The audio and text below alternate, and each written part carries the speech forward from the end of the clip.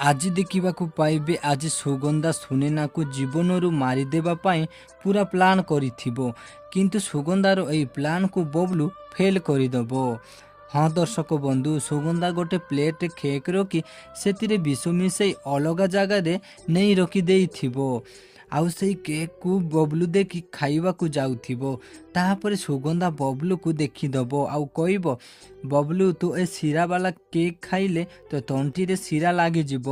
ତୋ ପାଇଁ ମୁଁ ଅଲଗା କେକ୍ ଆଣିଦେଉଛି। ଏମିତି କହି ଭଲ କେକ୍ ଆଣିଦେବ। ଆଉ ସେଇ ବିଷ ମିଶା ହେଇଥିବା କେକ୍କୁ ସୁନେନା ପାଖରେ ନେଇକି ଯିବ ଆଉ କହିବ, ସୁନେନା ମୁଁ ଏ ଶିରାବାଲା କେକ୍ ଖାସ୍ ତମ ପାଇଁ ବନେଇଛି। ତାପରେ ସୁନେନା କହିବେ, ମୋତେ ଶିରାବାଲା କେକ୍ ଖାଇବାକୁ ବହୁତ ପସନ୍ଦ।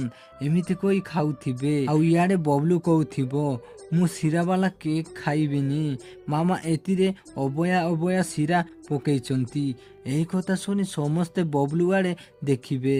ଆଉ ବିବେକ ବି ସୁଗନ୍ଧା ଉପରେ ପୁରା ନଜର ରଖିଥିବେ। ତ ଦର୍ଶକ ବନ୍ଧୁ, ସୁଗନ୍ଧା ଏବେ କ'ଣ ଧରା ପଡ଼ିଯିବ କି? ତାହେଲେ କମେଣ୍ଟ କରି ୟେସ୍ ଲେଖ।